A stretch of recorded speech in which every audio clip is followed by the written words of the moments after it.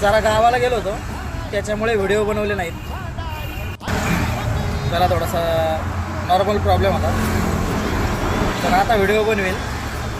मला काय सांगायचं माहिती आहे का तुम्हाला, एक अनुभव आला की काय कायला व्हिडिओ आवडतात बघायला आणि काय काय जी जवळची व्यक्ती आहे त्यांना पण आवडतात. ते म्हणले काय रे बाबा बंद केला. मी म्हणलं चालू द्या, आता चालू करेन, थांबा जरा. गावाला गेलतो 4-5 दिवस, म्हणजे एक 4 दिवस गावाला गेलतो त्याच्यामुळे व्हिडिओ नाही बनवता आले. तर आता बनवीन व्हिडिओ. सपोर्ट करा.